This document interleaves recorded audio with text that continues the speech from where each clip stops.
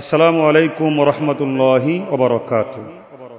প্রিয় দর্শকবৃন্দ, রামপুরা বনশ্রী কুঞ্জবন এলাকার মসজিদে মুনাওয়ারের দীর্ঘ 9 বছরের ইমাম মুহতারাম মুফতি শাইখুল ইসলাম শায়েস্তাগঞ্জি তিনি বৃহস্পতিবার বিকাল থেকে নিখোঁজ অবস্থায় আছেন। কেন তিনি নিখোঁজ হলেন? উনি যেই মসজিদে ইমামতি করেন, 1 সপ্তাহ আগে গত শনিবার মসজিদের নতুন কমিটি গঠন করা হয়েছে। এর আগে মসজিদের কোনো কমিটি ছিল না। তো নতুন কমিটি গঠন হওয়ার পরে ওনারা শনিবার দিন পরিচিতি সভা ছিল। ওই পরিচিতি সভায় রেজুলেশন পাশ করে সবাই সিগনেচার করে সর্বসম্মতিক্রমে ওনাদের ইমাম মাওলানা শাইখুল ইসলাম শায়েস্তাগঞ্জিকে অপসারণ করেছেন, অব্যাহতি দিয়েছেন। আর ওনাদের এই সিদ্ধান্তটি মানতে পারতেছিলেন না ওনাদের ইমাম সাহেব, যার জন্য আমরা শনিবার থেকে বৃহস্পতিবার পর্যন্ত দেখলাম ইমাম শাইখুল ইসলাম শায়েস্তাগঞ্জি সাহেব ওনার যে ফেসবুক আইডি রয়েছে, ওই আইডির মধ্যে প্রত্যেক দিন উনি মসজিদ কমিটির বিরুদ্ধে ওনার রাগ ক্রোধ জাহির করেছেন বিভিন্ন পোস্টের মাধ্যমে। ওনার কথা একটাই ছিল, ওনাদের এই অব্যাহতি আমি মানি না, এটা অবৈধ। হুট করে একজন ইমাম সাহেবকে বিদায় দেওয়া যায় না, কারণ দর্শাইতে হবে। ওনার কথা হচ্ছে, আমি আন্দোলন করব, প্রয়োজনে মামলা করব, আইনের আশ্রয় নিব, তবুও আমি আমার অধিকার আদায় করে ছাড়ব। এই অব্যাহতি অবৈধ, এটা আমি প্রমাণ করে ছাড়ব।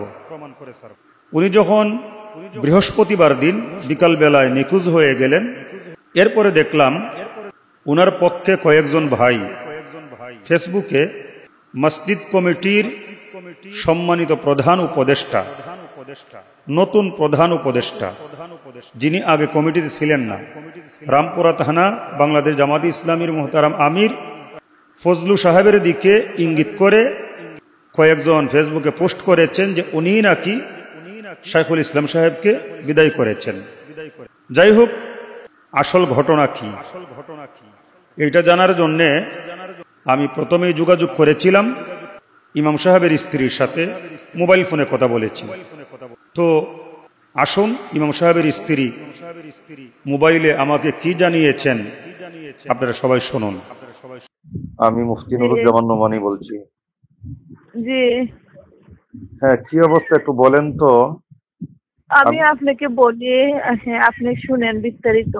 মানে গত শনিবার আছে না, হ্যাঁ হ্যাঁ হ্যাঁ, শুক্রবারে রাত্রে কমিটি, আগে আমাদের মসজিদের কমিটি ছিল 3 জন, মানে 3 জনের মসজিদটা চালাইতো। আর ওই মসজিদে উনি 9 বছর ধরে মানে ইমামতি, 9 বছর শেষ হয়ে গেছে, বুঝছেন? হ্যাঁ আমি তো জানি অনেকদিন যাবত। হ্যাঁ হ্যাঁ হ্যাঁ। তো এখন ওই যে শুক্রবারে ওই মানে নতুন কমিটি হয়েছে, এটা ওর আমার হাজবেন্ড জানে না, যেহেতু আরেক জায়গায় জুমা পড়ে, জুমার দিন তো উনি এখানে থাকে না। জি তো জি, নতুন কমিটি হয়েছে, আরো অনেকজন লোক মিলে সমিতিতে গঠন হয়েছে। তো এটা শুক্রবারে খতিব সাহেব, এই মসজিদের খতিব সাহেব ঘোষণা দিয়েছে। তখন ওরা জানে না, যখন রাত্রে 11টা হয়েছে, তখন ওই যে মুয়াজ্জিন, মসজিদের মুয়াজ্জিনে ফোন দিয়ে হুজুরে বলতেছে, হুজুর শনিবারে পরিস্থিতি সভা আছে, আপনি চলে আসবেন, কমিটি নতুন কমিটি হয়েছে। ঠিক আছে ইনশাল্লাহ। তখন উনি ফজরের নামাজ পড়াইছে শনিবারে, বুঝছেন? এটা কি গত শনিবারের ঘটনা? জি জি জি, শনিবারে পড়াইছে। পড়ানোর পরে উনি যখন 11টার সময় গেছে পরিস্থিতি সবাই, তখন ওই যে কমিটির যারা সদস্য তারা বলতেছে যে আপনি আর ইমামতি জোহর থেকে করবেন না, জোহর থেকে করবেন না, আপনি ইমামতি।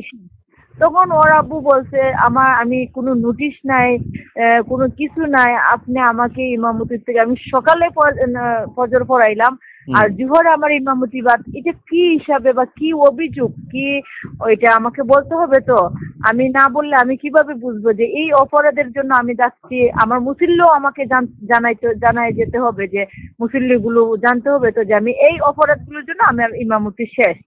এটা ঠিক তো আছে, কোনো আমি চলে সিস্টেম না, এই সিস্টেমে তো বিদায় হয় না একজনের। হ্যাঁ হ্যাঁ, বলছে যে এই সিস্টেমে তো বিদায় হয় না, নোটিশটা দিতে হয়। তারপর বলছে না আপনি চলে যাবেন, কোনো নোটিশ মিটিশ লাগবে না, আপনারা আমরা রাখতাম না, তাহলে আপনি চলে যাবেন। তো উনি বলছে ঠিক আছে যে আমি চলে যাব, আমি তো থাকবো না, যেহেতু আপনারা রাখবেন না এখানে তো আমি জোর করে থাকবো না। কিন্তু আমার একটা সম্মান আছে, তো আমি 9 বছর ধরে আপনারা এখানে ইমামতি হচ্ছে, আমার একটা সম্মান আছে না, সেই সম্মানটা তো ধরে আমাকে যেতে হবে, সেই সম্মানটা আমাকে আপনারা দিতে হবে, ঠিক আছে।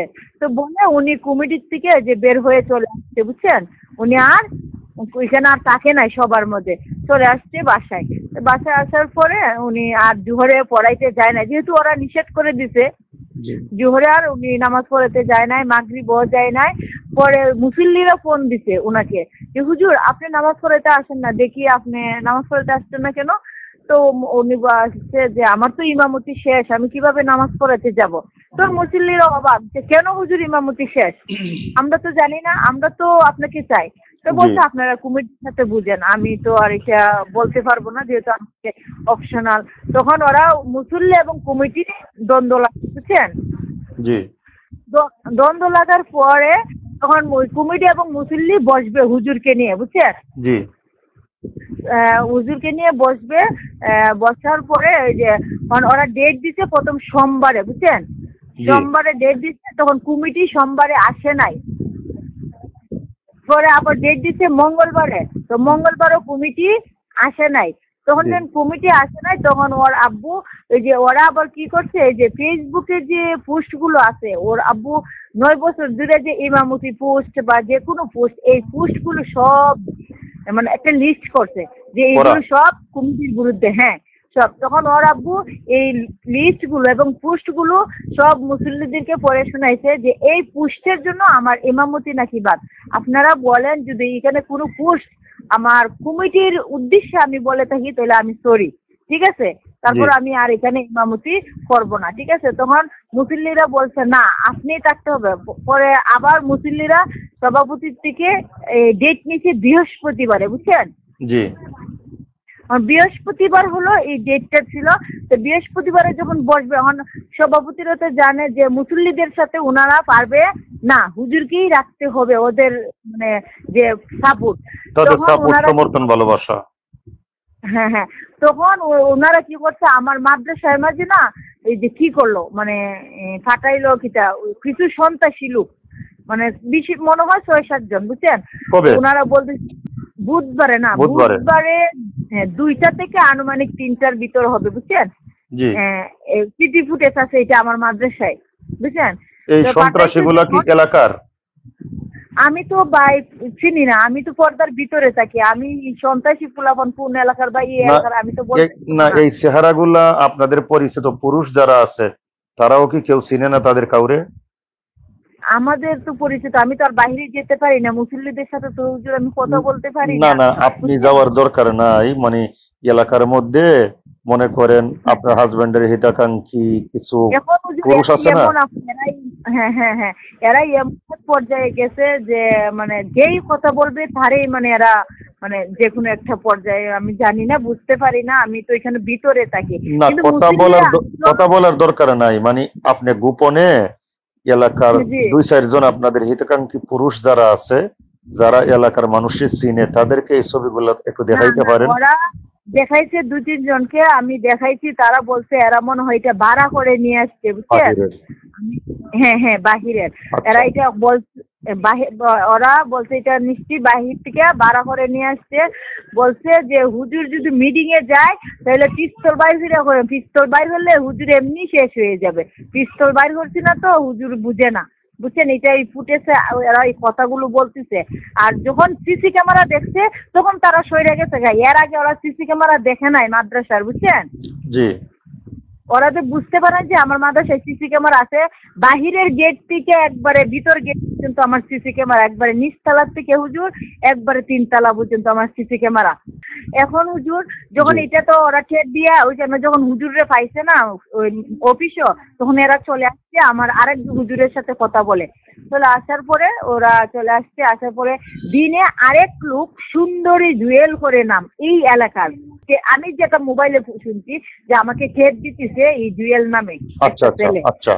ঠিক আছে, এটা আমি কিন্তু ওনার ওই যে উনি যে কথা বলতেছে সেটা, তখন আমি বলতেছি যে আমরা এখান থেকে চলে যাব, তুমি আর আমরা এই জামালার দরকার নাই। আমার হাজবেন্ডকে আমি যতটুকু বুঝাইতে পারি আমার পক্ষ থেকে, হ্যাঁ। কিন্তু এটা একটা জামালা হয়ে যাইতেছে। তখন উনি যাই হোক পরে উঠে গেল। পরে এই দিনই রাত্রে আবার এই আনুমানিক 11টার দিকে বাসায় 2 থেকে 3 জন আসে, বুঝছেন? আপনার বাসায়? 11টার, হ্যাঁ হ্যাঁ, রাত্রে বাসায়। তখন আমি আবার বলছি যে তুমি দরজা খুলে না রাত্রেবেলা, তো বলছে না আমার এই পরিচিত, বুঝছেন, বলছে আমার এই পরিচিত, আমার হাজবেন্ডে বলছে। তো যখন ওরা ভিতরে ঢুকে এসে আমার হাজবেন্ড তো পর্দা দিয়ে দিছে, বুঝছেন, পর্দা দিয়ে যখন ওরা কথা বলতেছে, তখন ওর কথার মাঝে আমি শুনছি ওরা বলতেছে যে হুজুর আপনি কালকে মিটিং এ যায়েন না, ওরা আমাদেরকে অনেক টাকার অফার করছে, আপনি না যাওয়াটাই সবচেয়ে বেস্ট, কারণ এরা আপনারা কিছু করতে পারে, ঠিক আছে? তখন ওর আব্বু বলছে যে দেখেন এটা তো শুধু আমার জন্য আমি লড়ছি, আজকে আমার সাথে এরা এটা করছে, কালকে আরেকটা ইমাম নিয়ে হবে, সেই ইমামের সাথে তারা একই কাজ করবে। আমি 9 বছর করে যে কাজটা করবে, এরা কালকে আরেকজন ইমাম আসবে, আরেকজন ইমাম এরা তো এই কাজগুলো করবে। তো আমি যদি একটা প্রতিবাদ করে একটা ইমানের প্রতি নড়ে যদি আমার জীবনটাও চলে যায়, এখন যদি আমি চলে যাই মানে পিছ ছুটি, তাহলে আমার যে জনগণ, আমার যে মুসল্লি, তারা বলবে যে হুজুরের আমরা এত করি আর হুজুর আজকে আসলো না মিটিং এ, বুঝছেন? ওনাদেরকে উনি বলছে যে আমি কালকে মিটিং এ যাবো, যেভাবে হোক আমি মিটিং এ কালকে যাব, আমাকে কেউ বাধা দিতে পারবে না, বুঝছেন? তখন উঠে যখন ওরা বুঝাইতে পারে নাই, তখন ওরা একরকম কেট দিয়ে চলে গেছে বাসা থেকে, বুঝছেন, বাসা থেকে চলে গেছে। তো পরের দিন উনি আবার ওই যে 12টার দিকে মাদ্রাসায় যাবে, বুঝছেন, আমি না করছি যে তুমি মাদ্রাসায় যাও না, যেহেতু এতগুলো কেট আসছে, আমি আমার হাজবেন্ডকে না করছি যে যাওয়ার কোনো প্রয়োজন নাই। ওরা আমার হাজবেন্ডকে বলে দূর যে তুই টের দেব, উনি আমাকে এটা বলছে না, বুঝছেন? তখন উনি যখন মাদ্রাসায় গেছে, মাদ্রাসায় যাওয়ার পরে উনি এখানে যেহেতু উনার ইমামতি নাই, এই জন্য এখন উনি 12টার দিকে জাগা, কারণ যে এইখানে নামাজ করে ফুলাপানকে নিয়ে এবং লাঞ্চ করে, বুঝছেন, লাঞ্চ করে যখন বাসায় ফিরবে 3-4 দিক দিয়ে, তখন মানে উনি বাসায় আসতেছে, তখন আমি যখন বাসা আসতেছি তখন আমি আবার হুজুরে বললাম, আমার আরেক হুজুরে, যে হুজুর হুজুর কোথায়? তখন বললো যে হুজুর বাসায় যাচ্ছে, ঠিক আছে। তো হুজুর বাসায় আছে আলহামদুলিল্লাহ, ঠিক আছে। আমার তো একটা টেনশন থাকে, বুঝছেন, যেহেতু একটা বিষয় হচ্ছে যে আমার একটা টেনশন থাকে। তখন কতটুক পরে আমি ফোন দিতেছি, তখন আধা ঘন্টা 1 ঘন্টা পরে মানে 20 মিনিট লাগে, 20 মিনিট পরে যখন আমি ফোন মানে চেক করবো, তখন আমি চেক করছি পাই না, তার মুখে মনে হয় কোনো ব্যস্ততার কারণে মনে হয় কোনো মস্তি ওই বাজার টাজার করতেছে, বুঝছেন। এরপরে মানে আরো মানে 20 মিনিট দিতে আমি আর ওনাকে পাচ্ছি, মানে 3টার পর থেকে আমি আর ওনাকে ফোনেই পাচ্ছি না। এই ফোনে যে পাচ্ছি না, এখনো আমি আর আমি ওনার সাথে আর যোগাযোগই নাই, বিচ্ছিন্ন। উনি কোথায় আসতে বাকি, যখন পুলিশরা বলছে বনশ্রী থেকেই ওনার মানে ওনাকে বন্ধ পাওয়া যাচ্ছে, বনশ্রী থেকে সিম বন্ধ, বনশ্রী থেকে ওনাকে ট্রেক করা যাচ্ছে না। ও আচ্ছা, বনশ্রী থেকে ট্রেক করে পাইতেছে না। ওনারা বলছে এখন পর্যন্ত একদিনের বেশি হয়ে গেছে না? হ্যাঁ, একদিন বেশি হয়ে গেছে। এখন আমি এই টেনশনে আর কিছু মানে কি করতে পারতেছি না। আমার থাকে না, আমি আর কিছু। আপনার হাজবেন্ড আসলে বুঝের অনেক অভাব আছে। আমি পরশুদিন তার ফেসবুক পোস্টে আমি একটা কমেন্ট করছিলাম, দেখেন আমার একটা কমেন্ট আছে। এই পরশুদিন আমি এই কয়দিন যাবত দেখতেছি তার পোস্ট গুলা, তখন দেখে আমার কাছে যা মনে হইল যে এইটা অতিরঞ্জিত হয়ে যাইতেছে। কারণ এই পর্যন্ত আমার অভিজ্ঞতায় মানে মসজিদ কমিটির সাথে আমার জানা মতে কোনো ইমাম খতিব পারে নাই। ওরা কমিটির মধ্যে যারা থাকে সবাই তো একই এলাকার মানুষ, ওরা ইমাম চইলা যায়, যাক আমাদের মধ্যে ফাটল ধরানো যাবে না, ইমাম আজকে আছে কালকে নাই। আমি ওটা বুঝাচ্ছি যে ওরা তো পরে এখন তোমাকে সব মুসল্লির সাথে আছে, যখন তুমি থাকবে না তখন তোমার কেউ সাথে থাকবে না। এই যে আমি এতগুলো মানুষের ফোন দিচ্ছি, কেউ তো আমার সাথে নাই। আমি ওটা তো ওকে আমি এখন ও থাকলে আমি বুঝাইতে পারতাম হুজুর, আমি ওকে আমি কমেন্টের মধ্যে লিখছিলাম এইটাই যে প্রিয় ভাই, মসজিদ কমিটি আমাদেরকে নিয়োগ দিতেও সময় লাগে না, বিদায় দিতেও সময় লাগে না। ওদের সাথে টক্কর দিয়া কেউ পারে নাই, আপনিও পারবেন না। তাই ধৈর্য ধরেন, ইনশাল্লাহ দোয়া করি আল্লাহ আপনাকে আরো ভালো একটা মসজিদ ব্যবস্থা করে দিবে। আপনি আমারে ফোন দিয়েন, আমি কথা বলবো। আমি এই কমেন্টটা করছিলাম। এই কমেন্ট করার পরে রিপ্লাইতে উনি আবার লেখছে, ভাই আপনিও আমার এই কথা বললেন, আমার ইমামতির দরকার নাই, আমি দেইকা সারমু, আপনিও প্রতিবাদ করেন। তো আমার কাছে সন্দেহ লাগতেছিল এই কয়দিন যাবত যে লেখালেখি, কালকে আবার দেখলাম যে আমার জীবন চইলা যায়, যাক আমি প্রতিবাদ করব, এই সেই আজকে মিটিং, এগুলা হঠাৎ করে শেষ রাত্রে আমার নজরে পড়লো ফেসবুকে যে ওনাকে পাওয়া যাইতেছে না। আমি শুনছি রামপুরা থানার যে থানা আমির, তার ব্যাপারে কিছু হ্যাঁ, ওই মিটিং এ উনি ছিল, ফজলু ভাই যে উনি উনি মানে উনি নতুন মিটিং হয়েছে বুঝছেন। আগে উনি মিটিং এ আগে সর্বদা 3 জন ছিল। তখন ফজলু ভাই কিন্তু বলতো যে ঠিক আছে হুজুর, তো আমরা নতুন কমিটি হইলাম, আর হুজুরে আমরা দেখি, যেহেতু হুজুরে লেখালেখি করে, হুজুরে আমরা দেখি, আর 2 মাস হুজুরকে সময় দেওয়া হয়, হুজুর 2 মাসের ভিতরে যদি এরকম করে তাহলে আমরা আর হুজুর রাখবো না। কিন্তু ফজলু ভাই মানে মানে অন্যরকম বলে কথা বলছে, সেটা জানি না। আমার হাজবেন্ডে বলছে আমাকে যে ফজলু ভাই এই কথাটা বললেই 1 মিনিট আর কমিটি শেষ হয়ে যেত, কিন্তু ফজলু ভাই আরো উল্টা আমাকে মানে অন্যরকম করছে। তো অসুবিধা নাই, আমি নাম্বার সংগ্রহ করে আমি বিস্তারিত ওনার কাছ থেকে শুনবো এবং উনাকে বলবো আমি, উনি কি এই যে এখন আপনার হাজবেন্ড যে গুম হয়ে আছে, কোনো সন্ধান নাই, মসজিদ কমিটির থেকে ফজলু ভাই সহ সভাপতি সেক্রেটারি যারা আছে তাদের কাছ না, থেকে আমি পজিটিভ আমাকে কোনো আমি ভূমিকা আমি আছে? বলছি যে কমিটির নামে, আমি কমিটিরও বলছি, আমি বলছি যে মসজিদে কি ঝামেলা হচ্ছে সেটা তো আমি জানি না, ঠিক আছে। জি, মসজিদের মধ্যে মুসল্লিদের মধ্যে বা হুজুরের মধ্যে কি যেমন, কিন্তু হুজুর তো আপনাদের পিছনে 9 বছর ইমামতি আপনারা নামাজ পড়ছেন, এই হিসাবে আমার স্বামীকে আমি ফিরত চাই, আমি আর কিছু চাই না। এখন বোন ধৈর্য এখন ধরেন। ওনার তো বয়স কম বুঝছেন, ওনার বয়স তো 30-এর মতো, 29-30 বুঝছেন। এখন ওই হিসাব করে ওনারা যদি ওনার ব্যক্তিগত, ওনারা তো বয়স বেশি, ওনারা তো মুরব্বী, এই হিসাব করে তো ওনারা ইচ্ছা হলো মা যে হুজুর বয়সটা অনেক কম, এই হিসাবে হুজুরের রক্তটা গরম, আসলে এই হিসাব কোনো মাফ এটাই করে দিতে পারেন। এটাই মূল কথা, আপনার স্বামীর বয়স কম কিন্তু রক্ত গরম। মানে মানে বুঝছেন, আমি মানে এটা বুঝি, তো এটা সমাজ তো সবসময় বুঝবে না, ঠিক আছে। যাই হোক, এখন এইগুলা বলার টাইম না। আপনি এখন মানসিকভাবে বিপর্যস্ত অবস্থায় আছেন। আমার পক্ষ থেকে যা বলার আমি করব, আর দোয়া করতে লাগেন আল্লাহর কাছে। প্রিয় দর্শক, আশা করি আপনারা শুনেছেন ইমাম সাহেবের স্ত্রী যা বলেছেন। উনিও এটাই বুঝিয়েছেন, এইভাবে একজন ইমাম সাহেবকে হুট করে বিদায় দেওয়া যায় না। ওনার স্ত্রীর কথা হচ্ছে যে মসজিদ কমিটির পক্ষ থেকে কয়েকজন সন্ত্রাসী বাসায় এসে ওনাকে হুমকি ধমকি দিয়েছেন। আমি ওনার কাছে জানতে চেয়েছিলাম যে ইমাম সাহেবের পক্ষে কেউ কেউ ফেসবুকে পোস্ট করেছেন রামপুরা থানা জামাতের আমির ফজলু সাহেবকে টার্গেট করে, যে উনি নাকি ইমাম সাহেবকে বিদায় করেছেন, এতে আপনার মতামত কি? তো ইমাম সাহেবের স্ত্রী বলেছেন, না, ব্যাপারটা এইরকম নয়। ইমাম সাহেব জানিয়েছেন যে মসজিদ কমিটি যখন ওনাকে বিদায় দিয়েছে, ফজলু সাহেব চাইলে ওনার বিদায়টা ঠেকিয়ে দিতে পারতেন, জাস্ট এতটুকুই। এখন ইমাম সাহেবের স্ত্রী যা বলেছেন তা সত্য কিনা, বা ফেসবুক পোস্টে আমরা যে এই কয়দিন একতরফা ইমাম সাহেবের পক্ষ থেকে জানলাম, আমরা তো মসজিদ কমিটি সম্পর্কে কিছুই জানি না।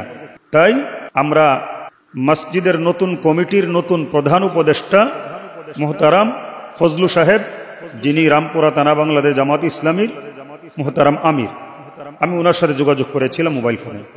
আসুন উনি কি বলেছেন আপনারা শুনুন। আসসালামু আলাইকুম রহমতুল্লাহ।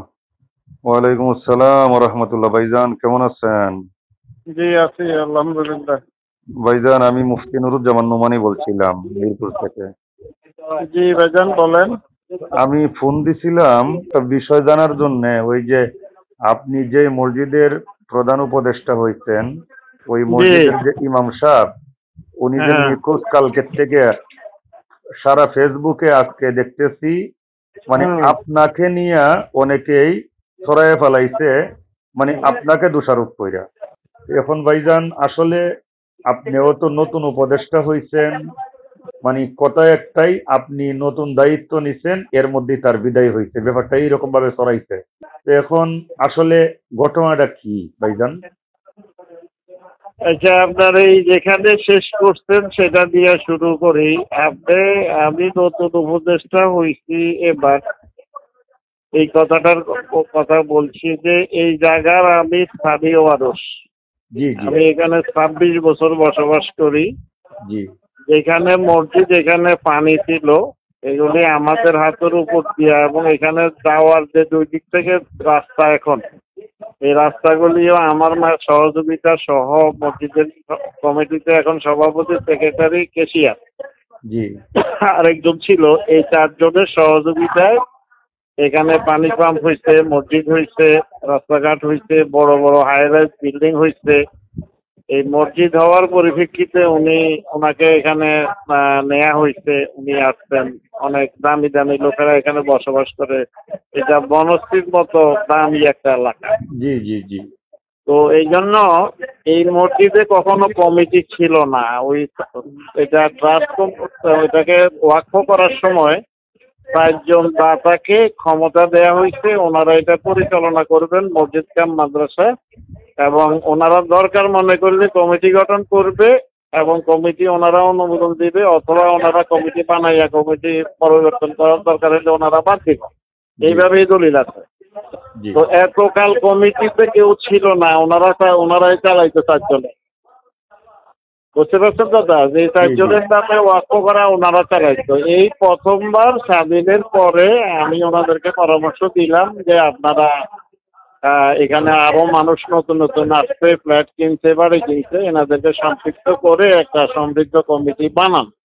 জি বানাইয়া আপনারা এটা পরিচালনা করেন। 3 জনে পরিচালনা করাটা ভালো দেখায় না। তো এইভাবে ওনারা কমিটি বানাইছে আমার পরামর্শ। পাশাপাশি আমি পাশের আরেকটা বড় মসজিদের পুরানটার সভাপতি আমি। জি তো এখন কাছাকাছি 2 মসজিদের তো আমার কোনো দায়িত্ব দেওয়া যায় না। এই জন্য ওনারা বুদ্ধি বানাইয়া আমার প্রধান উপদেষ্টা বানাই, আচ্ছা যেন আমি এখানে সম্পৃক্ত থাকি। জি এবার আসেন দ্বিতীয় কথা। এনাদের অনেক বছর থেকেই ইমাম সাহেবের ব্যাপারে এনাদের 3 জনের ভালো অবজারভেশন আছে। এনারা এই কেশিয়ার, সেক্রেটারি, সভাপতি, এদের সাথে ইমাম সাহেবের অনেক ঝামেলা হয়েছে। ঝামেলা মানে ইমাম সাহেব এদেরকে তুচ্ছতা ছিল, পাত্তাই দেয় না। এইভাবে অনেক ক্ষোভ আছে ওনাদের আগে থেকে। আচ্ছা তো এটার সাথে যোগ হয়েছে রোজার একটা ঘটনা। সেটা হইল ওইখানকার এক বাড়িওয়ালা, জি উনি আবার মাওলানা। জি তো উনি মসজিদে নামাজ পড়তেছে। জি তো 2-3 দিন আগে ইমাম সাহেব কয়েকজন মুসল্লি মসজিদের সভাপতিরে বলছে, উনি প্রথম এশার সময়, এশা পড়ার আগে দাঁড়াইয়া একবার বয়ান দেয়, আর তারাবি শুরুর আগে আরেকটা বয়ান দেয় যে বর্জনীয়, করণীয়, এটার উপরে। এরপরে তারাবি শুরু হয়। আচ্ছা তো কয়েকজন মুসল্লি সভাপতিরে বলল যে রোজার দিনে একটা সুন্নতের আমল ফরজের আমলের মতো সমান। তো উনি 2 বার বয়ান দেওয়ার কারণে আমরা এশার আগে সুন্নত করতে পারি না। ওনাকে একটু বলেন যেন এশার আগে সুন্নতটা, বয়ানটা বাদ রাখে, পরেরটা করে। আচ্ছা তো সভাপতি ওনারা এটা বলছে। হুম তো যেদিন বলছে উনি সভাপতিকে বলছে আচ্ছা ঠিক আছে। কিন্তু উনি তারাবির বয়ানের সময় বয়ান করতে গিয়া উনি এই কমিটির বকাবকা শুরু করছে। অনেক বকাঝকা করছে কমিটিরে, এবং বলতেছে যে আমারে বলে আমি বয়ান করতে না, বয়ান বন্ধ রাখি। তখন মুসল্লিরা চিল্লানি শুরু করছে, না আমরা কমিটির কথাই হবে না, আমরা বয়ান শুনতে চাই, আপনি বয়ান করতে। তো এই কথাবার্তা চলতেছে। তখন ওই মাওলানা আব্দুর রশিদ সাহেব উনি বললো যে হুজুর নামাজ শুরু করেন। এটা বললে ওনারা দিছে ধমক। ওনারা ধমক দিলে ওনার উগ্র কয়েকজন মুসল্লি যাইয়া ওই মাওলানা আব্দুর রশিদ সাহেবের উপর হামলা করছে। মসজিদের ভিতরে মসজিদের ভিতরে ওনারা কিল ঘুষি দিয়া পাঞ্জাবি ছিঁড়ে ওনারে মসজিদ থেকে ধাক্কাইয়া বার করে দিচ্ছে। ইন্নালিল্লাহ ওই সাথে সাথেই বার করে দিচ্ছে ওনার। বার করে দেওয়ার পরে উনি তো চলে গেছে। এখন উনি 3 দিন অপেক্ষা করছে যে ইমাম সাহেব হয়তো ওই মুসল্লিদেরকে নিয়ে অথবা মুসল্লিদের পক্ষে এনার সাথে দেখা করবে, সরি বলবে, একটা সান্ত্বনা এবং দিবে। ধরা দিবে। উনি 3 দিন অপেক্ষা করছে, কিন্তু ইমাম সাহেব এই কাজটা করে নাই। পরের দিন আবার ঘোষণা দিচ্ছে যে এইরকম এইভাবে তৌহিদি জনতা এই স্বৈরাচারের দোষকদেরকে এইভাবে, হাসিনারে যেভাবে বিদায় করে এখানেও এইভাবে বিদায় করছে। এবং আপনারা যারা এখনো আছেন সাবধান হয়ে যান, আপনাদেরও একই পরিণতি হবে। তো এই জাতীয় কথা উনি বলছে, এবং উনি আরো অনেক কথা আছে অনেক গুণের ব্যাপারে, ওনার ওয়াজে উনি অনেক উল্টাপাল্টা কথা বলেন, এগুলি ফেসবুকে দেন। ফেসবুকের ওনার ওয়াল থেকে সব মানে প্রিন্ট করা আছে, অনেক ডকুমেন্ট ওনার বক্তব্য। তার মধ্যে ওনার লগে কে জানি বেয়াদবি করছে, ওনার বদদোয়ায় তার বউ মারা গেছে, ওনার সাথে আরেকজনের বেয়াদবি করছে, সেই লোকের বেয়াদবি করে যাওয়ার কয়েকদিনের মধ্যে সে হার্ট অ্যাটাক করছে, পরে তার চিকিৎসা করতে 7-8 লাখ টাকা লাগছে। তো এইরকম ধরনের অনেক বক্তব্য ওনার আছে, এগুলি ফেসবুকে দেয়, এখানে ওয়াজ করি বলে। ফেসবুকে লিখছে? হ্যাঁ হ্যাঁ, এগুলি সবগুলি প্রিন্ট আছে তো ফেসবুকে। আচ্ছা। এরপরে এই উনি ওই ভদ্রলোক 3 দিন অপেক্ষা করে উনি থানায় গিয়ে জিডি করছে। জিডি করলে ওসি সাহেব ওনারে ডাকছে, ইমাম সাহেব ডাকছে। এইটার জন্য উনি আবারও মসজিদে বলছে এবং ফেসবুকে দিছে যে আজকে থানায় আমার ওসি সাহেব ডাকছে, আপনি আমার বিরুদ্ধে জিডি করছেন, একজন ইমামকে অপমান করছেন, আপনি ধ্বংস ইয়ে হইব, যদি আমার কিছু হয় তাহলে আপনার উপর কিয়ামত নাই আসবে। এইসব কথা ওয়াজ করিও বলে, ফেসবুকেও দেয়, একই কথা। আচ্ছা। তো এইভাবে গেছে। পরে উনি ওসি সাহেব ডাকছে ওনাকে যে আপনি একটু দেখা করেন আমার সাথে। উনি ওনার একদল মুসল্লিকে নিয়ে গেছে। থানার মধ্যে তো অনেক মুসল্লি, রোজার দিন। এখন মুসল্লিরা যাইয়া ওসি সাহেবের সাথে চিল্লাচিল্লি শুরু করছে এবং বলতেছে ঘুষ খাইয়া, ওসি সাহেব ঘুষ খাইয়া ওনাদের দিদি। এই কথাগুলি বলার কারণে ঘুষ খাইয়া উনি ইমাম সাহেবের বিরুদ্ধে দিদি নিচ্ছে। যেদিন নিল কেন, নিশ্চয় ঘুষ খাইয়া নিচ্ছে, এই কথা কইয়া উগ্র কথাবার্তা। জিডি নিবে না কেন? যে কেউ জিডি করার অধিকার রাখে। হ্যাঁ, এটাই ওনাদেরকে বোঝানো যায় না। পরে উনি বাধ্য হইয়া মনে চায় উনিও জিডি করতে পারে, না করতে। হ্যাঁ, বাধ্য হইয়া ওসি সাহেব কয়েকজন মুসল্লিদের ইয়ে থেকে ওনার রুম থেকে বের করে দিচ্ছে।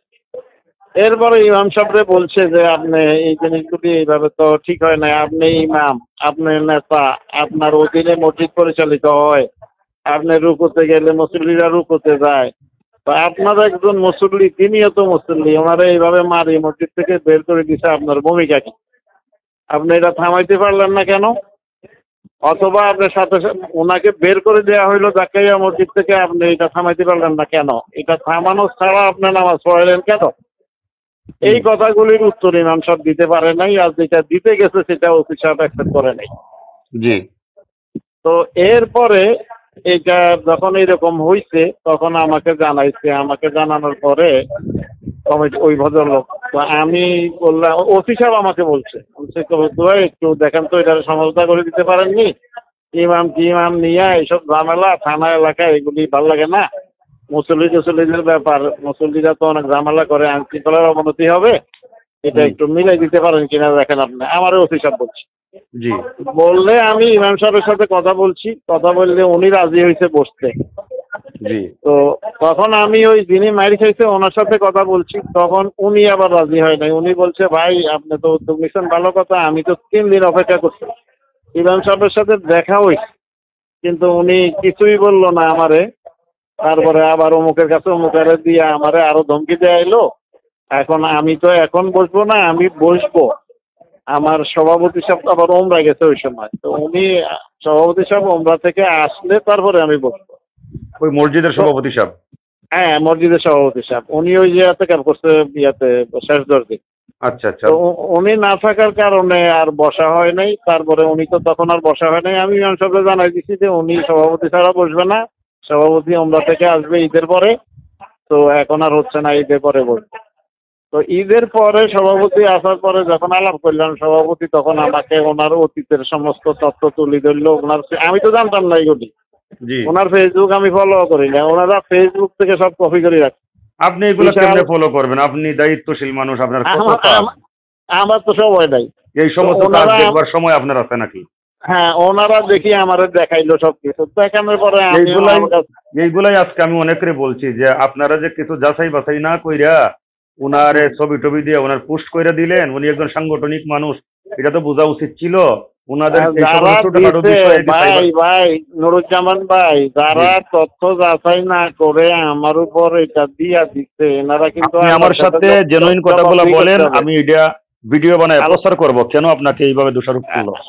আচ্ছা শুনেন, এরপরে এনারা চিন্তা করলো যে যখন ওই যে বললাম না পরামর্শ দিয়ে আসলাম, কমিটি বানাইলো, প্রায় প্রায় 31 সদস্য বিশিষ্ট কমিটি বানাইছে এবং আরো কিছু স্থানীয় লোকজন ছিল যাদেরকে কমিটিতে নেয় নাই। একটা মিটিং ডাকলো, সেখানে 42 জন লোক উপস্থিত ছিল। সেই বৈঠকে ইমাম সাহেবকেও ডাকা হয়েছে, উনিও আসছে। জি সেইখানে ওনার উপস্থিতিতে সবাই এটা প্রকাশ করা হইলো। জি এইটা প্রকাশ করা হওয়ার পরে সবাই একমত হইল যে ওনাকে আর রাখা হবে না, ওনাকে বিদায় দেওয়া হবে। তো আমি বললাম সেখানে যে ওনাকে কেমনে বিদায় দিবেন, উনি তো আরেকটা চাকরি খুঁজে পাইতে হবে, সময় লাগবে, ওনারে একটু ব্যবস্থা করতে হবে। তখন ওনারা কইলো যে আপনি বলে দেন আমরা কি সম্মানিত ধীরে ধীরে ওনাকে এটা হয়। তখন আমি বলছি ওনাকে 3 মাসের বেতন আর কোরবানির ঈদের একটা বোনাস 1 মাসের বেতন, এই টাকাটা বিদায় দিয়া ওনারে বিদায় দেন। তখন ওনারা আমাকে বলছে ওইটা মসজিদের সভাপতি ওনাকে যে মানে অব্যাহতি দিচ্ছে, এটার রেজুলেশন, এই সমস্ত কমিটির স্বাক্ষর, এগুলি সবকিছু ঘোষণা করছে সভাপতি।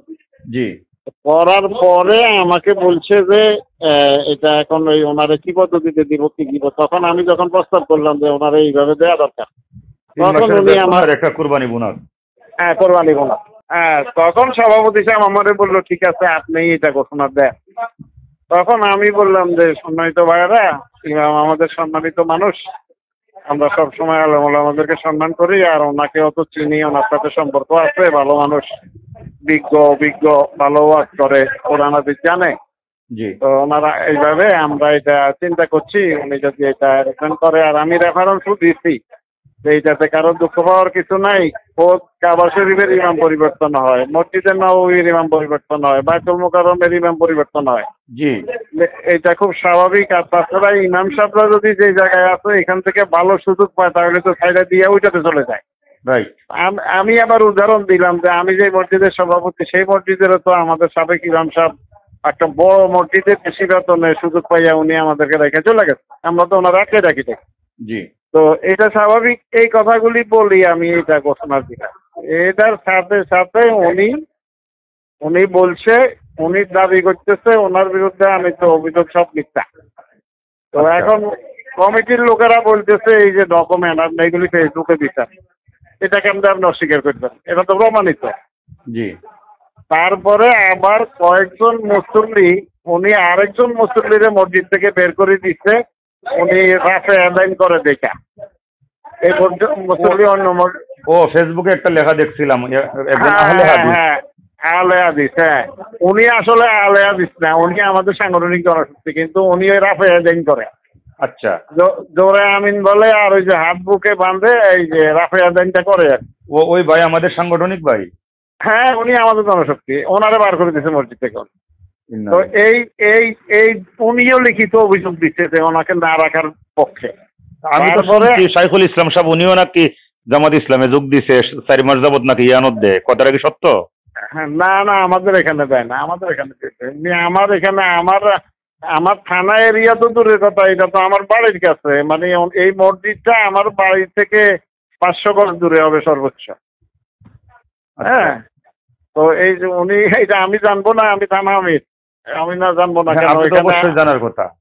আর হইলো এখানকার যে ওয়ার্ড সভাপতি সে আমার বাড়িতে ভাড়া থাকে, সুতরাং আমি তো জানি এটা, জানবো। যাই হোক, কিন্তু উনি আমাদের এই 5 তারিখের পরে আমাদের সাথে যোগাযোগ রাখছে। আর ওই মসজিদে আমরা একটা ইফতার পার্টি করছিলাম, ওই ইফতার পার্টিতে উনি কিছু সময় প্রেজেন্ট ছিল শুরুতে, তারপরে চলে গেছে। আচ্ছা, তো যাই হোক, এখন এটা হইলো উনি ঘোষণা দিল যে উনি আইনগত ব্যবস্থা নিবে এবং উনি 8-10টা মিডিয়া আমি বলবে যে ভাই রফে আদায় করে ওনার সাথে কি হয়েছিল পরে ওনারে অপমান করে মসজিদ থেকে চলে যাইতে বলছে। পরে উনি এখানে অপমান ফিল করার কারণে উনি ওই মসজিদে ওনাকে যে মসজিদ থেকে চলে যেতে বলছে, এর কারণটা কি? রফে আদায় কারণ নাকি অন্য কোনো কারণ? উনি বলছে উনি ভিন্ন তরিকার নামাজ পড়ে, উনি আমাদের তরিকা না। ভিন্ন তরিকার হোক, সমস্যা কি? ভিন্ন তরিকার লোক কি নামাজ পড়তে পারবে না মসজিদে? উনি তো এটা ফেসবুকেও লিখছে, উনি এটা তো প্রমাণ আছে ফেসবুকে। আমরা যে বিভিন্ন মসজিদে খতিবের দায়িত্ব পালন করি, আমাদের পিছনে কত ধরনের লোক নামাজ পড়ে, আমরা কেন বের করে দিব? এইটাই তো কথা। তো যাই হোক, শোনেন, সামনে আগে এই কথাটা শেষ করব। এরপরে যেটা করছে যে উনি মিডিয়া আনবে, উনি এটা মানে না, এই কথা বললে উনিরা ওখান থেকে উঠে চলে গেছে। চলে যাওয়ার পরে উনি এই শুরু করলো মুসল্লি সংগ্রহ। এক শ্রেণীর কিছু উগ্র মুসল্লি সংগ্রহ করছে, এই মুসল্লিরা ঝামেলা করতেছে। জি। কিন্তু এই যে 42 জন লোক, এখানকার স্থানীয় বাড়ির মালিক, ফ্ল্যাট মালিক, কোয়ালিফাইড শিক্ষিত লোকজন, এখানে বিভিন্ন ব্যাংকের জিএম আছে, ইসলামী ব্যাংকের জোনাল ইনচার্জ আছে, তারপরে রিচার্জ সেনা কর্মকর্তা আছে, তারপরে পুলিশ অফিসার আছে কয়েকজন, এসপি আছে। এই কাউরই কোনো দরকার দাম নেই। ওই যে অর্ডিনারি কিছু মুসল্লি, একজন টেলিভিশনের মেকার, একজন গাড়ি চালায়, একজন কিছু করে না, এরকম কিছু উগ্র লোকজন নিয়ে উনি এই ঝামেলাগুলি করে যাচ্ছে। এইগুলি করতে করতে উনি ওই যে এরপরে অভিযোগ দিচ্ছে শানে সাহাবার লোকেরা আসলো, তারা এসে তদন্ত করলো এক সপ্তাহ ধরে। তারা থানায় যোগাযোগ করলো, সব যোগাযোগ করে তারা রিপোর্ট দিয়ে দিতে ওনাকে রাখা যায় না। ফেসবুকে দেখছি ওনারা গেছিল। হ্যাঁ, ওনারা রাখা যায় না, ওনারে বিদায় দিতে হবে। ও শানে সাহাবাও এই রিপোর্ট দিছে বিদায়ের ব্যাপারে? একদম হেদের প্যাডে লিখিত স্বাক্ষর সিল সহ রিপোর্ট দিছে ওনাদেরকে। ওনারা তদন্ত করে পাইছে ওনারা রাখা যায় না, কমিটির আনিত অভিযোগ সত্য এবং ওনাকে সম্মানের সহিত বিদায় দেওয়া হোক, ওনারা লিখে দিচ্ছে। আচ্ছা। ওনারা শুধু এটা লিখে দেয় নাই, ওনারা এটার একটা কপি থানায় দিচ্ছে এবং এটার আরেকটা কপি কোথায় কোথায় দিচ্ছে ওনারা আর কি ওনাদের দায়িত্বে। তো তারপরে ওনারা শানে সাহাবার লোকেরা এখানে আসছে মসজিদে, আইসা ওনারা মুসল্লিদের সাথে কথা বলছে, আশেপাশে খোঁজ খবর নিচ্ছে, তদন্ত করছে, এরপরে রিপোর্ট দিচ্ছে তারা। আচ্ছা আচ্ছা। এরপরে শেষ দিকে উনি ওনার ওই যে কিছু মুসল্লি যোগায় যায়, এখানে উনি আবার বিএনপির বিভিন্ন গ্রুপকে ঠিক করছে, মাস্তান ঠিক করছে, বিভিন্ন লোক মানে বিভিন্ন ঝামেলা করতেছিল। তারপরে এই যে গতকালকে বৃহস্পতিবারে ছিল ওনার ডেট, উনি ঘোষণা দিচ্ছে যে বৃহস্পতিবারে উনি লোকজন নিয়ে মসজিদে আসবে, এখানে ফয়সালা হবে, উনি ঘোষণা দিচ্ছে। তো এরই মধ্যে আমাদের এই না এখানে আপনি যে বলতেছেন উনি ঘোষণা দিচ্ছে কালকে মুসল্লি নিয়ে আপনাদের সাথে ফয়সালা করবে, আমি তো আরো শুনলাম কালকে নাকি আপনাদের সাথে তার একটা বৈঠক হওয়ার কথা ছিল। আমার কথা শোনেন না, এইটা তো শানে সাহাবা কইছে, আমরা তো সেটা শানে সাহাবার তো সাথে শিডিউল ছিল। কিন্তু শানে সাহাবা তদন্ত রিপোর্ট পাওয়ার পরে শানে সাহাবা তো গেছেই, তাহলে তো রিপোর্ট দিয়ে দিছে, আর ওনার সাথে বসার দরকার নাই, আমাদেরকে জানাই দিছে, আমরা বলে দিছি যে তাহলে আর বসার দরকার নাই, ওনারে বিদায় দিব না করতে চায়। আচ্ছা, এটা তো শিডিউল ওনার সাথে হয় নাই, এটা শানে সাহাবার লোকেরা কইছে, কিন্তু পরে রিপোর্ট দিয়ে ওনারা এটা তো বাতিল করে দিয়েছে। এটা তো উনি একতরফা বসতে বললে তো হবে না। জি জি, না কথা একতরফা হবে না, একতরফা হবে না, শুনতেছি। হ্যাঁ, তো এরপরে যে জিনিস হইল যে আমাদের কমিটির লোকেরা, বিশেষভাবে সভাপতি সাহেব যে কয়েকজন মুসল্লি ওনার পক্ষ নিচ্ছে, বিভিন্নভাবে এদের সাথে নিয়ে বসছে, কথা বলছে, যুক্তি দিচ্ছে, দিয়ে উনি এদেরকে চেঞ্জ করে ফেলছে। এরা সবাই এখন কমিটির পক্ষে চলে আসছে। চলে আসলে আমাদের কমিটিরই এক ভদ্রলোক ওনার সাথে গতকালকে ডিল করছে, কইছে যাই হোক হুজুর মানুষ, ওনারা কিছু টাকা টুকা বাড়াই দিয়া বিদায় দিতে পারলে ভালো হয়, সবাই একটা চিন্তিত জায়গা দিয়া কালকে সকালে ওনার সাথে ফাইনাল করি আমাদেরকে জানাইছে যে উনি রাত্রে আসবে 8টার সময়, উনি 3 লাখ টাকা দিতে হবে ওনারে, উনি বিদায় নিয়ে আনুষ্ঠানিকভাবে বিদায় নিয়ে চলে যাবে। তো সবাই তো খুশি যে মোটামুটি ঠিক আছে, এখন একটা ফয়সালা হয়ে গেল। আপনারা 3 লাখ টাকায় সমঝোতা করে নিছেন? হ্যাঁ, 3 লাখ টাকা সমঝোতা হয়ে গেছে ওনার সাথে, এটা গতকালকে সকালে। ও আচ্ছা, আপনি তো আরো বলছিলেন 3 মাসের বেতন আর কুরবানি, তাহলে তো আর আমি বলছি তো কম, সেটা তো 1 লাখ টাকাও হয় না, কিন্তু এখানে 3 লাখ। এবং ওই ওনার পক্ষে যে মুসল্লিরা ছিল সেই মুসল্লিরাও এই সমঝোতায় জড়িত ছিল। আচ্ছা আচ্ছা আচ্ছা। তো তারা মিলে এই সিদ্ধান্ত নিচ্ছে যে ওনারে 3 লাখ টাকা দিবে, আর উনি এটার কারণ হচ্ছে উনি ঘোষণা দিচ্ছে উনি আর কখনোই ইমামতি করবে না, ওনার মাদ্রাসায় আছে, উনি অন্য কিছু করবে, একটা কিছু করবে, উনি এই জন্য 3 লাখ টাকা দেয়া। তো এনারা সভাপতি সাহেব রাজি হয়েছে, দেবো 3 লাখ টাকা, উনি আসবে। এইটা সকালেই জানছি আমরা তো বললাম হাত ছেড়ে বাঁচলাম যে যাক ঘটনা শেষ, আর কোনো ঝামেলা নেই। এরই মধ্যে জোরের সময় ফোন আসলো আমার কাছে যে ভাই একটু অফিসে আসেন, এই নতুন কথা। আইসা শুনি যারা ডিল করছে তাদেরকে উনি শর্ত দিচ্ছে।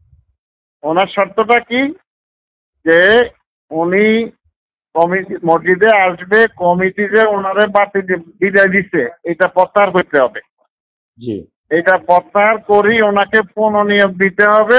দিলে উনি 2 দিন ইমামতি করব, তৃতীয় দিন উনি নিজে থেকে রিজাইন দিয়ে চলে যাবে।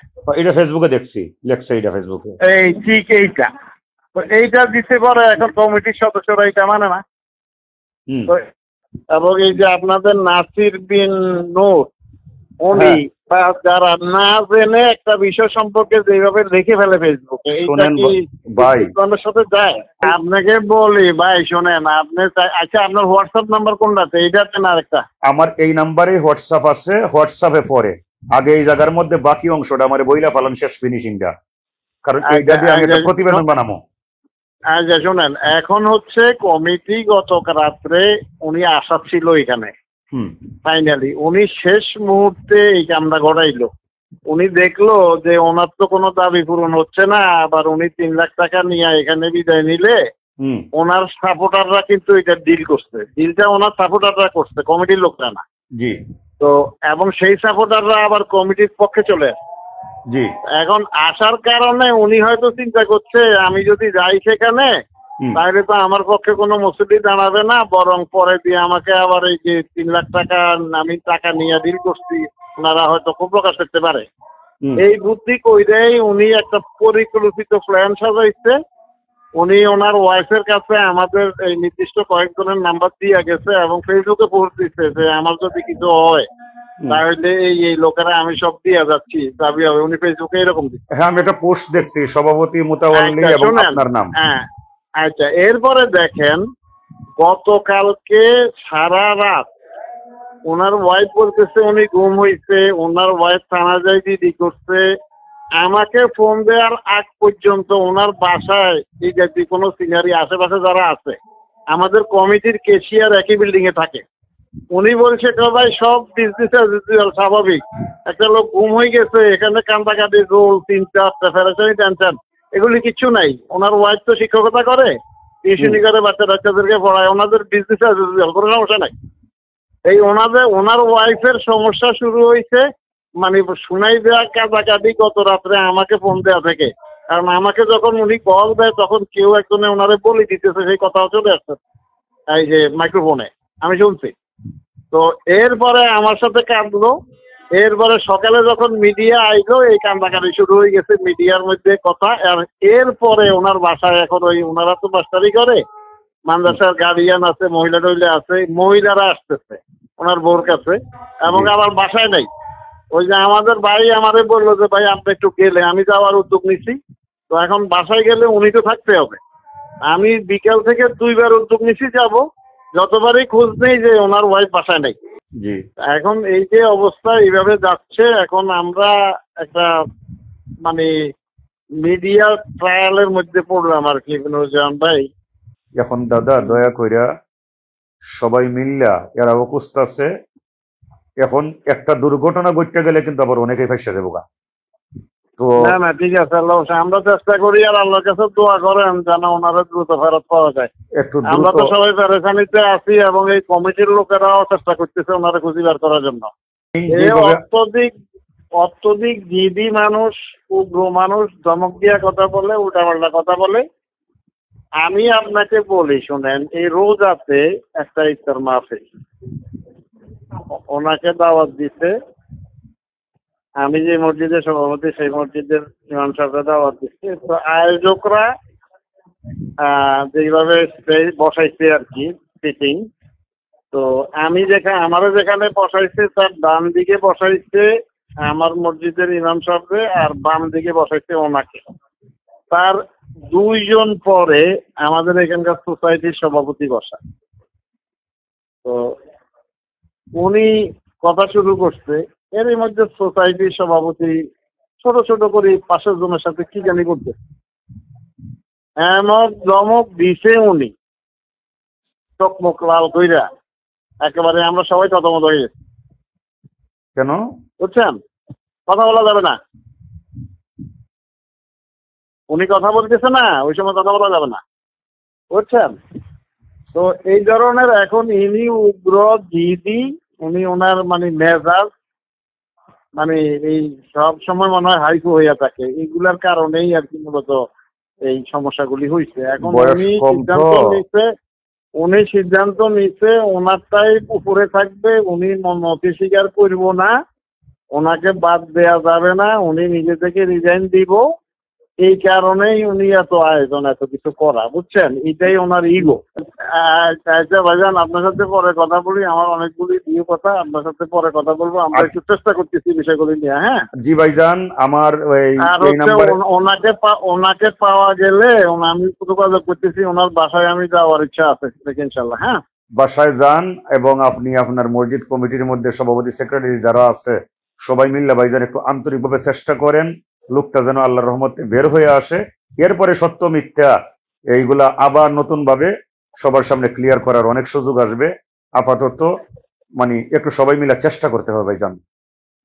জি ইনশাল্লাহ, আল্লাহ রহমত করুক, দোয়া চাই ভাইজান। আসসালামু আলাইকুম। জি, আসসালামু আলাইকুম রহমতুল্লাহ। প্রিয় দর্শক, আশা করি শুনেছেন। তো এতদিন আমরা ফেসবুকে শাইখুল ইসলাম সাহেবের মানে ইমাম সাহেবের আইডিতে আমরা যা দেখেছিলাম তাতে মনে হয়েছিল মসজিদ কমিটি সম্পূর্ণ দোষী। একতরফা আমরা ওনার কাছ থেকে এটাই বুঝতে পেরেছি। এবারে যখন মসজিদ কমিটির সম্মানিত প্রধান উপদেষ্টার সাথে কথা বললাম, তো আপনারা নিশ্চয়ই শুনেছেন ইমাম সাহেবের বিরুদ্ধে অসংখ্য অভিযোগ। মানে এলাকার লোকজন ওনার উপরে সন্তুষ্ট না, ইমাম সাহেবের রাগ বেশি, উগ্র মেজাজ, মুসল্লিদের সাথে ভালো আচরণ করে না। আবার প্রধান উপদেষ্টা ফজলু সাহেবও অভিযোগ করেছেন ইমাম সাহেব বিভিন্ন সন্ত্রাসী দিয়ে কমিটিকে উচিত শিক্ষা দেওয়ার জন্য উনি ওনার মতো চেষ্টা করেছেন। এবং মুসল্লিদের মধ্যে কিছু ইমাম সাহেবের উগ্র সমর্থক, যা ফজলু সাহেব বলেছেন, তারা মাওলানা আব্দুর রশিদ নামে একজন মুসল্লিকে মসজিদের মধ্যে মারধর করেছেন ইমাম সাহেবের ইন্ধনে, যার প্রেক্ষিতে মাওলানা আব্দুর রশিদ সাহেব থানায় জিডিও করেছেন এবং থানার ওসি সাহেব ফজলু সাহেবকে দায়িত্ব দিয়েছিলেন দুইজনকে মিলমিশ করে দেওয়ার জন্য। উনি চেষ্টা করেছেন, শেষ পর্যন্ত উনি পারেননি। আমি ফজলু সাহেবের কাছে জানতে চেয়েছিলাম উনাকে ইমাম সাহেবকে বিদায় কি আপনি করেছেন?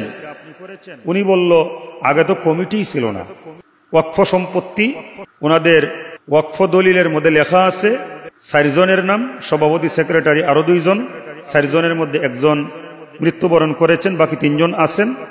ওনারাই সর্বে সর্বা, ওনারা চাইলে কমিটি করতেও পারেন, না চাইলে কমিটি নাও করতে পারেন। আর কমিটি হোক বা না হোক সবকিছু ওনাদের ইচ্ছা মতোই হবে। 5ই আগস্টের পরে ফজলু সাহেব ওনাদেরকে বুঝিয়েছেন, যেহেতু এলাকার মধ্যে অনেকেই ফ্ল্যাট কিনেছেন, জমি কিনে বাড়ি করেছেন, এলাকা উন্নত হয়েছে, এইভাবে একটা মসজিদ চলতে পারে না, কমিটি ছাড়া একটা কমিটি করা উচিত। তাই ফজলু সাহেবদের রিকোয়েস্টে একটা কমিটি করা হয়েছে। সেই কমিটির মধ্যে ফজলু সাহেবকে প্রধান উপদেষ্টা করেছেন। আর কমিটি যখন গঠন হয়েছে, পরিচিতি সবার দিন ওনারা যেহেতু আগের থেকে এই সিদ্ধান্ত নেওয়া ছিল ইমাম সাহেবকে বিদায় দিয়ে দিবেন, তাই সর্বসম্মতিক্রমে রেজুলেশন পাশ করে ওনারা ইমাম সাহেবকে বিদায় দিয়েছেন। যখন ইমাম সাহেবকে বিদায় দিয়েছেন তখন ফজলু সাহেব নিজেই প্রতিবাদ করেছেন যে এইভাবে একজন ইমাম সাহেবকে কিভাবে বিদায় দেওয়া যায়, কারণ হুট করে উনি কোথায় যাবেন। তখন কমিটির সভাপতি সাহেব ফজলু সাহেবকে বলেছেন, তাহলে আপনি বলুন কি করা যায়। ফজলু সাহেব বলছেন, যদি আপনারা ওনাকে বিদায় দিতেই হয় সম্মানজনক বিদায়ের ব্যবস্থা করতে হবে, 3 মাসের বেতন এবং সামনে কুরবানি ঈদ, কুরবানির বোনাস সহ ওনাকে বিদায় করেন। এবং কমিটির সবাই রাজি হয়ে গিয়েছিল, কিন্তু ইমাম সাহেব এইভাবে বিদায় নিতে চাচ্ছিলেন না। তো আমরা তো ফজলু সাহেবের কথাও শুনলাম, আসুন আমরা আরো একজনের কথা শুনব।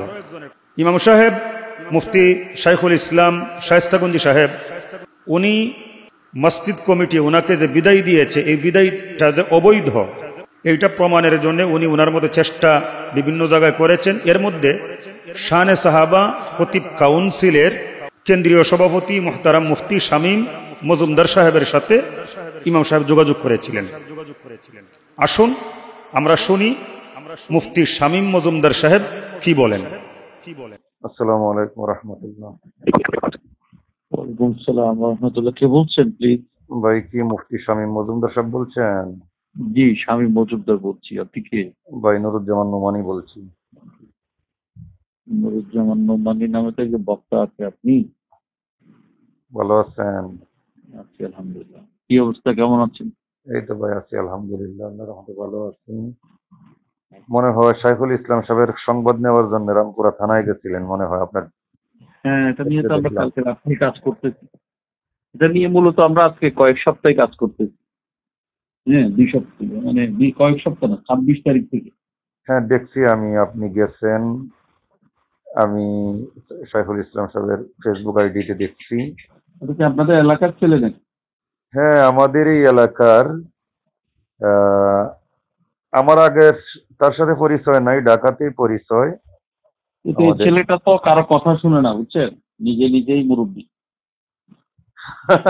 আপনি এমন মন্তব্য করলেন কেন ভাইজান? না, এই দেখেন, এই এখন জামাতের ওই আহ, রামপুরা থানার আমিরকে জড়াইছে, অমুকের জড়ায় তমুকের জড়ায়, মানে ফেসবুকে লেখে। এগুলো কি ভাই ইমামতি? আমি ফালতু ছেলে, ফালতু। আপ- আমি আপনি যেটাই মনে করতে দিবেন না, আমার কাছে এই ছেলেটাকে একটু ফালতু মনে হয়। ফেসবুকে ওনার লেখা দেখতাছি, এটাতে একতরফা দেখতাছি, আমি তো আরেক পক্ষের খবর জানি না। যাই হোক, পরে দেখলাম আপনারা গেছেন। আমি যেইটা আশঙ্কা করতেছিলাম, পরশুদিন দেখলাম সভাপতি, সেক্রেটারি, রামপুরা থানা জামাতের আমির, আরো অনেকরে জড়াইয়া একবারে উলঙ্গ করে ছাইড়া দিছে। তা একটা মসজিদের মধ্যে ইমামতি করার ইচ্ছা থাকলে তাদেরকে উলঙ্গ করে না, কি এটা চাকরি করা এটা যায়? শোনেন, বিষয়টা হলো 26 তারিখ যখন তাকে ইয়ে করে, যে অব্যাহতি দিয়ে বরখাস্ত করে, তার আগেই কমিটি আমাদের কাছে নালিশ করছে লিখিতভাবে। হ্যাঁ, জি জি তো আমরা বলছি মসজিদ কিভাবে চলবে সেটা আপনাদের কমিটির ব্যাপার। আপনারা আপনাদের পদক্ষেপ নেন। উনি যদি নিজেকে মজলুম মনে করে তো উনি নিশ্চয়ই আমাদের কাছে আসবে। হ্যাঁ, জি তো তাই হয়েছে, উনি ওনাকে জোহরের পরে 26 তারিখ জোহরের নামাজ পড়ানোর পর অব্যাহতি বরখাস্ত করছে লিখিতভাবে। তো জি উনি আসরের সময় আমাদের সাথে যোগাযোগ করে, আমাদেরকে জানায়। আমরা আবার পরিস্থিতি ব্যাগতিক দেখে আসর মাগরিবে আমরা এশার নামাজের পরে ওখানে বৈঠকে যাই। হ্যাঁ, জি সরেজমিনে যাই তদন্তে। আমি নিজেও গেছি, ওরা আমাকে রিকোয়েস্ট করছে কমিটি যে হুজুর আপনি নিজে আসেন। তো গেলাম। যাই আমরা যেটা বুঝতে পারলাম যে ওর আচার ব্যবহার অত্যন্ত মানে মানে তেমন একটা ভালো না। মানে তার উপরে সবাই অসন্তুষ্ট। হ্যাঁ, তার উপরে সবাই অসন্তুষ্ট, সেটা আমরা দেখলাম। আমরা তাকে অনুরোধ করলাম যে দেখেন, আল্লাহর দুনিয়া, মসজিদ হলো এমন একটা জায়গা, এখানে ইমাম আসবে যাবে। হ্যাঁ, আপনার জন্য মসজিদের অভাব হবে না, তাদের জন্য ইমামের অভাব হবে না। হ্যাঁ, জি তো আপনি 9 বছর ছিলেন, 9 বছর অনেক ছিলেন। বাংলাদেশে বর্তমানে একটা মসজিদের ইমাম 9 বছর থাকতে পারে না, তো এটা আপনার জন্য সত্যি যে আপনি অনেক ছিলেন। এরপরে আমরা ওনাকে পরামর্শ দিলাম যে আপনি ওটা ইয়ে করেন, আমরা শব্দটা পরিবর্তন করে দিব, বরখাস্ত জায়গায় আমরা একটা সম্মানজনক শব্দ বসাবো, আর আপনাকে সম্মানজনক বিদায়ের ব্যবস্থা করে দিই, হুম আর আমরা কিছু আর্থিক ক্ষতিপূরণের ব্যবস্থা করে দিব। হ্যাঁ, জি এটা নিয়ে আমরা ওসির সাথে কথা বলি। ওসি সাহেব আমার কথা শুনে বলি, চমৎকার কথা বলছেন যে ঠিক আছে, আমি যদি বলি তারা 1,00,000-2,00,000 টাকা দিয়ে দিবে, আশা করি ওদের জন্য কিছু হবে না এটা। হ্যাঁ, জি তো ওকে আমরা প্রস্তাব করি, সে প্রথমে রাজি হয়নি, পরে রাজি হয়েছে। বললো যে 10 লাখ দিতে হবে। একবার বলে 10 কোটি দিতে হবে, একবার বলে যাবো না, একবার তাই বলে নাকি? যাবো। হ্যাঁ, অনেকবার মানে এটা সেটা বলে 1 লাখ টাকা দাবি করছে? লাস্টে 3 লাখ টাকার একটা পুরা হয়েছে। হ্যাঁ, লাস্টে 3 লাখ টাকায় সমঝোতা হয়েছে, আমাকে রামপুরা থানা আমির ফজলু ভাই বলছে আমাকে। হ্যাঁ, 3 লক্ষ টাকা সুরা হয়েছে। আমরা আমাদের লিখিত প্রতিবেদন দিয়ে দিচ্ছি। হ্যাঁ, হুম যে আমরা তদন্তে তার মানে যে আচরণ, এই আচরণ গুলো আমরা পাইছি। হ্যাঁ, হুম মানে মসজিদ কমিটির যেই অভিযোগ, সেই অভিযোগের সত্যতা পাওয়া গেছে। হ্যাঁ, এটা হুম আমরা প্রতিবেদন দিয়ে দিচ্ছি লিখিতভাবে। হ্যাঁ, আর ওরা আমরা পরামর্শ দিচ্ছি, আপনি 3 লাখ টাকা, আমরা কমিটি রাজি হয়েছে আমাদের প্রস্তাবে, আপনি 3 লাখ টাকা নিয়ে চলে যান, মাদ্রাসা চালান বা অন্য জায়গায় ইমামতি করেন। জি জি হ্যাঁ, জি বাংলাদেশে আমরা আজকে 10 বছর কাজ করি, 2015 সাল থেকে এখনো পর্যন্ত কোনো পাঞ্জেগানা ইমামকে কোনো মসজিদ কমিটি বিদায় করেছে, কিন্তু 3 লক্ষ টাকা দিতে দেয়া তো দূরের কথা, 1 লক্ষ টাকাও দেয়নি। হুম, জি একসাথে। এই মসজিদ কমিটি গুলো তো খুব ভালো। হ্যাঁ, জি খুব ভালো বেচারারা 3 লাখ টাকা দিবে বলছে, আর সম্মানের সাথে দিবে বলছে। আপনি যেখানে মনে মিলে না সেখানে তারা একটা করতে কষ্ট হচ্ছে, কথা এটা আর কি, বুঝলেন নাই? জি জি হ্যাঁ, ওর আচরণে ওদের একটা করতে ওর পিছনে কষ্ট হবে, এটা আপনারও হবে আমারও হবে। হ্যাঁ, জি জি যারা দেখতে পারি না, যার সাথে আমার মনোমালিন্য, তার পিছনে আমি হাত মারতে নিয়ত করতে আমার কষ্ট হবে। তো ওই কষ্টটা থেকেই তারা মূলত তারে একজন দুইজন না, প্রায় মানে শতাধিক মানুষ তার যে বিরুদ্ধে। হুম, জি। দেখেন এখানে রাজনীতি ঢোকা দুঃখজনক। এখানে মানে জামাত চরমোনাই এটা সেটা, যখন দেখলাম যে উভয় পক্ষ ডুবে গেছে এখানে, আমরা আজকে সরে আসছি। হ্যাঁ, জি কারণ আমরা সবসময় বলি যে অরাজনৈতিক ভাবে যদি কেউ আমাদের হেল্প চায় তাহলে আমরা হেল্প করবো, কিন্তু রাজনৈতিক পেশি শক্তি ব্যবহার করলে আমরা তার সাথে নেই। তা আমরা ইমামকে বলে দিচ্ছি, পরে ইমাম 2 মিনিট 15 সেকেন্ডে একটা অডিও পাঠিয়েছে আমাকে, সেটা বললো যে ঠিক আছে খান সাহেব আমার জন্য অনেক করছেন, তো ভবিষ্যতে আমি আপনার সাথে আছি, তবে আমার আর আপনাদের হেল্প লাগবে না, আমার এখানে লোক আছে। এই কথা বলছে যে আপনার হেল্প লাগবে না, আমার লোক আছে। লোক আছে, হ্যাঁ, ঠিক আছে, হ্যাঁ, এটাই হলো কথা। জি, সালাম। জি ভাই, ওয়ালাইকুম আসসালাম রাহমাতুল্লাহ। প্রিয় দর্শক, আশা করি আপনারা মুফতি শামীম মজুমদার সাহেবের কথাও শুনেছেন। এবারে আসুন আমরা ফিনিশিংয়ের দিকে যাই। মসজিদের নতুন কমিটির সম্মানিত প্রধান উপদেষ্টা ফজলু সাহেব বলেছেন, ইমাম সাহেবের পক্ষের যে কিছু মুসল্লি ছিল, ওনারা যখন বুঝতে পারলো যে আন্দোলন করে কোনো লাভ হবে না, মসজিদ কমিটি এবং অধিকাংশ মুসল্লি এবং অনেকেই যারা ইমাম সাহেবের উগ্র আচরণের শিকার হয়েছেন, এরই প্রেক্ষিতে ইমাম সাহেবকে অবশ্যই বিদায় নিতে হবে। তখন ইমাম সাহেবের সমর্থকেরা কমিটির কাছে দাবি জানিয়েছেন ইমাম সাহেব আর ইমামতি করবেন না, উনি যেন কিছু একটা করতে পারে, একটা সম্মানজনক কিছু হাদিয়া বাড়িয়ে দিয়ে একটা বিদায়ের ব্যবস্থা করেন। তো সেই সম্মানজনক হাদিয়া ইমাম সাহেবের সাথে 3 লক্ষ টাকার একটা ফয়সালা হয়ে গিয়েছিল। এই 3 লক্ষ টাকা বৃহস্পতিবার দিন রাত্রে ইমাম সাহেবকে ওনারা বুঝাই দেওয়ার কথা ছিল। আবার এদিকে শানে সাহাবা খতিব কাউন্সিলের সভাপতি শামীম মজুমদার সাহেব বলেছেন যে আমি এলাকার মধ্যে গিয়ে তদন্ত করে দেখলাম অধিকাংশ মানুষ ইমাম সাহেবকে চাচ্ছেন না, তার পিছনে নামাজ পড়তে চায় না। তো আমাকে বলতেছে, নোমানি ভাই, যদি একজন ইমামের পিছনে অনেকেই নামাজ পড়তে না চায়, সেটা আমি হই আর আপনি হন, জোর করে তো আর নামাজ পড়ানো যাবে না। যেহেতু কমিটি ওনাকে বিদায় দিয়ে দিবেন, সম্মানের সাথে চলে যাওয়াই ভালো, আন্দোলন করে কোনো লাভ নাই।